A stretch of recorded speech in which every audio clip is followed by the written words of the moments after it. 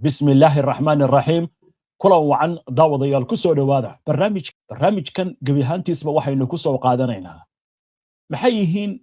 qorshayaasha dhowrka waji ka kooban ee Iran ay isaga difaacayso weerar Mareykanku uu ku soo qaado inkastoo wada hadallo lagu wada maanta inay ka bilowdaan magaalada Geneva ee waddanka Switzerland kuwaas oo u dhaxeeya wafuud ka kala socota Iran iyo Mareykanka haddana waxaa laga cabsi qabaa wada hadalladan maanta oo talaadaha furmaya haddii aysan guuleysan dagaal in goroda isla galaan dhinacyadaasi warbaahinta Mareykanka ayaa sidoo kale waxay tibisay 24 saac la soo dhaafay in Israel weerar ay ku qaado Iran Mareykanku uu taageeri doono sida la sheegayna Trump arrintaasi uu u sheegay Netanyahu haddaba dhanka Iran sidee arrintan looga diyaar garoobay maxayse yihiin qorshayaashan cusub ee difaaca Iran macluumaadkaas ayaynu barnaamijka kula fogri doonaa bacdee ayaa soo akhriyay warbixinta amurtan la xiriirta maxamed bal hadda inooga waran warkan Iran laga soo tibinayo maxaynu ka ognahay oo faahfaahina dhaqdhaqaaq aan hore loo arag ayaa militariga Mareykanku wuxuu ka wadaa bariga dhexe taasna waxay daboolka qaadaysaa siyaasad ah inuu cadaadis weyn oo dawladda Mareykanka rabta in ay xoog u isticmaalayso waddanka Iran in ay saarto isla mar ahaantaasna Iran ayaa iyada lafirkeeda qorshe difaac oo ku salaysan wajiyo badan ka shaqeynaysa taasoo lagu bilaabayo in marka ugu horeysa weerarka laga jawaabo kadibna lagu soo afjaro in la xiro biyaha istiraatiijiga ee Hormuz iyada oo farsamo ahaan Mareykanku asna uu isticmaalayo dagaalkiisa xagga kombiyuutarada ah iyo tashwiish electronic ah oo lagu dagaalamayo taasoo Iran ayada laftirkeeda agab cusub oo xagga electronicada ah heshay militariga iyo arrimaha istiraatiijiyada nin khabiir ku ah oo la yiraahdo Colonel Hakam Karim Al-Falahi ayaa waxa uu sheegayaa howlgallada ayaa laga yaabaa in ay ku ballaartaan ka soo bilowdaan badda Mediterranean-ka badda cas ilaa iyo gacanka cadmeed wuxuuna intaas ku darayaa inta lafagurka lagu guda jiro arrimahan dagaalka in Mareykanku abaabulkiisa ay qayb ka tahay in uu keeno markab kale oo diyaaradaha qaada iyo maraakiib wax burburiya intaa waxaa dheer in xarunta taliska u ah ciidamada badda ee Mareykanka ee Bahrain ku taala ayaa iyadana la tilmaamayaa inay ku sugan yihiin ciidamo gaaraya ilaa 40,000 oo ciidanka lugta ah waa gartay qabiirku muxuu ka leeyahay marka Maxamed agabkan Mareykanka uu ku soo daabulayo gobolka ha noqoto maraakiibta dagaalka iyo diyaaradaha markabka dagaalka ee Mareykanka uu keenaya ee labaad ayaa bisha March dhexdeeda la filayaa taasoo u taagan in ciidanka cirka iyo ciidanka badda la balaarin doono ee Mareykanka wuxuuna khabiirkaani ku nuuxnuuxsanayaa in dhaqdhaqaaqaasi ay xataa ku jiraan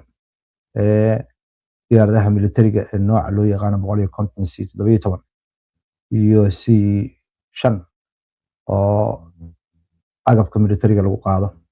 taasoo muujinaysa arrimo istiraatiijiyadeed in uu Mareykanku si weyn u diyaar garoobayo si uu dagaal u galo marka la fiiriyo suuragalnimada qorshaha Iran Al-Falahi ayaa sharaxaya in ay dhowr heer difaaca Iran uu mari doono lagu bilaabi doono marka hore in la iska caabiyo duqeynta Mareykanka ee xagga cirka kadibna in la isticmaalo diyaaradaha drones ah oo maraakiibta lagula dagaalamayo dagaalka laguna soo afjaro in la weeraro goobaha xulafada Mareykanka ay bariga dhexe ka joogaan ama si kala dilo dhiga saldhigyada Mareykanka ee bariga dhexe ku yaala laguna soo afjaro marxaladda ah in dhaqaalaha la ciijiyo oo la xiro biyo mareenka Hormuz iyo Bab Mandeb Iran ayaa laga yaabaa markaa in ay miinooyin dhigto ay ku bartilmaameedsanayso maraakiibta maraya goobahaas biyo mareenada ee muhiimka Al-Falahi ayaa sheegaya in xaaladda noocaas oo kale ama khiyaarkaasi uu caqabad weyn ku noqon doono dowladda Maraykanka. Waxaana muuqata in Maraykanku isku dayi doono inuu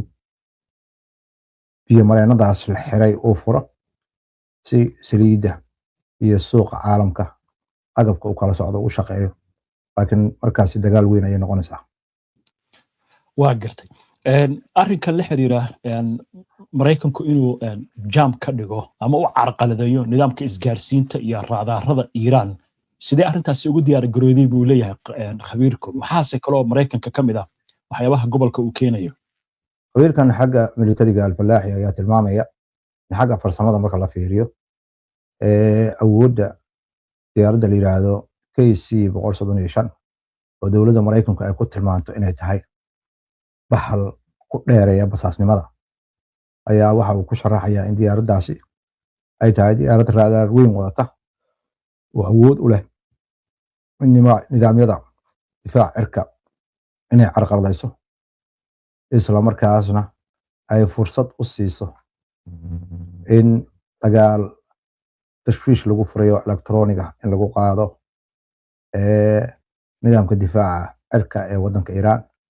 taasoo waddada u xaaraysa sida hadalka loo dhigay diyaaradaha Maraykanka in ay soo galaan hawada waddanka Iiraan. wuxuuna khabiirkan digniin ku bixinayaa maraakiibta Maraykanka ee gobolka la geeyey ayaa waxa ay tilmaamayaan in dagaalku uu aad u ballaaran doono, waxaana suuragal ah in arrintu ay noqoto dagaal furan. khabiirka waxaa kale uu sheegayaa in dhinaca Iiraan dhowaan ay soo gaareen agab ka yimid ama shixnado ka yimid Shiinaha iyo Ruushka oo Iiraan siinaya dagaal elektroonig ah oo casri ah oo muujinaya awood looga hortegi karo awoodda Maraykanka ee xagga cirka iyo xagga kombiyuutarada markay timaado. waa gartay Iiraan maxaa kale oo la is oran karaa way ku aargudan kartaa ama weerar bay qaadi kartaa haddii la soo weeraro khabiirka u xusay? Al-Falaaxi ayaa sheegay Iiraan ayaa laga yaabaa in ay intaallo xoog leh oo fara badan iyo diyaarado drone ah inay ooda ka qaado oo raxan u socda, oo ay dhib badan tahay in hawada la soo geli waayo ama laga hortegi waayo, la iska difaaci waayo. wuxuuna hoosta ka xariiqayaa golaha amniga qaranka Iiraan ayaa waxay aaminsan yihiin agabka militariga ee faraha badan ee Maraykanka uu gobolka keenay ayaa waxay fududeynaysaa in Iiraan ay si sahla ku hesho bartilmaameedyo maraakiib dagaal ah iyo maraakiibta waaweyn ee kale ee la keenay agagaarka waddanka Iiraan. Iiraan ayaa waxay ku xisaabtamaysaa dagaal wajiyo badan inay qaado. waxaa laga yaabaa in ay ka howlgasho Iiraan ama Iiraan inay ka howlgasho Israa'iilna ay Iiraan weerarto, badda cas inay ka howlgasho, gacanka cadmeed inay ka howlgasho, iyo xuduudiyada wadamada Azerbaijan iyo Armenia, halkaasoo Maraykanka militarigiisa ay ku sugan yihiin sida uu hadalka u dhigayo Al-Falaaxi oo khabiir ku ah arrimaha militariga. waa gartay way dhanka Israa'iil muxuu ka sheegay khabiirka Maxamed? khabiirka militariga ayaa ka hadlay xaaladaha Israa'iil ku jirto, oo uu sheegay in ra'iisul wasaaraha Israa'iil Benjamin Netanyahu in uu rabo Iiraan inaynan awood u yeelan inay soo saarto bambooyin nuclear ah, in la burburiyo salfaruujiska ama agabka lagu taygelin karo nuclearka Iiraan, in la xadido gantaalada Iiraan oo ilaa 300 kilomitir aynan dhaafi karaynin. Iiraan su-aasha xudunta u ah ayaa iyadana waxay ku wareegaysaa inay damaanad qaadyo inay hesho aanan mustaqbalka khatar la gelinayn, gaar ahaan marka la fiiriyo Israa'iil iyo Lubnaan iyo Syria iyo Gaza weerarada Israa'iil hadda ka hor u qaadhay markay heshiiska la gashay. Al-Falaaxi ayaa waxa uu tilmaamayaa Iiraan waxay aaminsan tahay in xaaladaas lagu soo rogay ujeedadooda ay tahay in wada xaajoodka uu noqdo mid fashilma si maraykankuna uu sii diyaarsado dagaal inuu ku qaado waddanka iiraan. waa gartay waaya maxamed haddii aynu warbixinta intaas kaga baxno qabiirkan korneel xaatim alfalaaxi marka laga tago reer ciraaq qubarada kale reer galbeedka marka iyagu maxaa ugu dambeeyo arrimahani ka sheegayaan gaar ahaan wadahadalladan maanta ka furmi doona magaalada Geneva haddii ay fashilmaan iyo waxa imaan kara. qabiilada reer galbeedka qaar ayaa waxay u durasayaan wadahadallada ayagoon bilaabanba inay fashilmayaan ayagoo soo xiganaya shakiga uu ka muujinayo xogeeyaha arrimaha dibadda ee waddanka Maraykanka in waxa Iiraan laga rabo ay fulinayso in kale. Iiraan dhinaceeda ayaa mas'uuliyiin sarsare ka hadlayaan oo ay leeyihiin wadahadalkan ma buurna macno weyn kuma imaanayo. Maraykanka lagama yaabo inuu caqliyadiisa bedelo, wuxuu rabaa Iiraan inuu wax u yeeriyo. qabiilo kalena waxay leeyihiin dagaal sidiisaba lagama baaqsan karo. qabiiladan waxay leeyihiin Iiraan 47 sano ayay dul qaadanaysay, hadda waxay gaartay heer ay marayso Maraykanka in hanjabaadiisa joogtada ah iyo cunaqabatayntiisa joogtada ah inay meel oga soo harto oo dagaal faraha la isugu tagay la isula tagay uu dhaco si fiicanna ay u noqoto Iiraan awoodeeda inta Maraykanka arko in uu gobolka iyo faragelinta uu ku hayo arrimaha caalamka ay halkaasi ku dhammaato sidoo hadalka u dhiga mid ka mid ah generaalada waaweyn ee Iiraan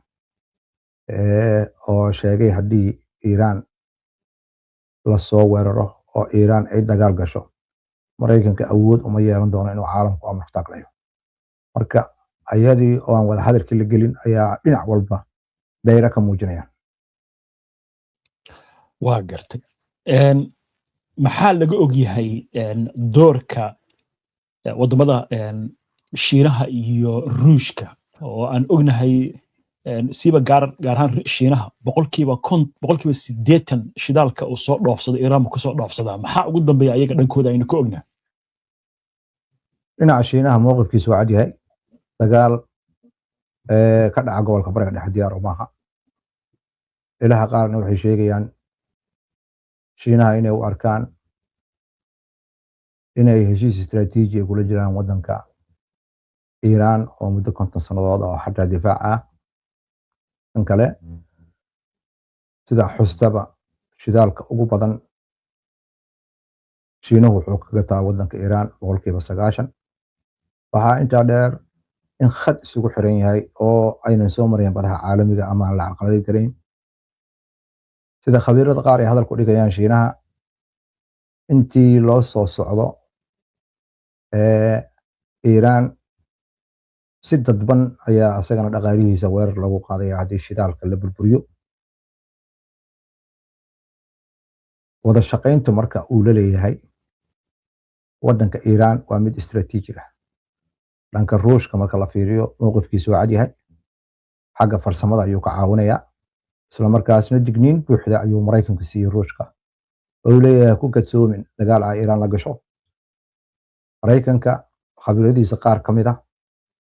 oo ka mid yahay Colonel McGregor ayaa waxa uu leeyahay Maraykanku dagaalka ma baaqsanayo, inuu dagaal galay u badan tahay. dagaalkana wuxuu noqonayaa dagaal ka duwan dagaaladii uu Maraykanku geli jiray. Maraykanka wadamo tabar daran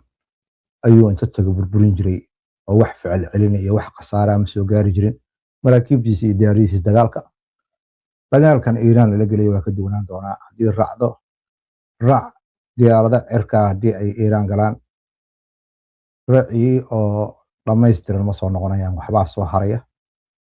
oo macnaheedu yahay waa la ridayaa. marka arrintaas yaa lagu kadsoomin ayuu leeyahay. tan kale oo aad loo saluugay khabiirada qaar ay saluugayaan waxa weeye madaxweynaha Maraykanka kartidiisa iyo caqliyadiisa inuu madaxweyne dagaal noqon karo ayaa su'aal laga keenayaa oo waxa leeyahay in ay gaarsiisan tahay garaadkiisa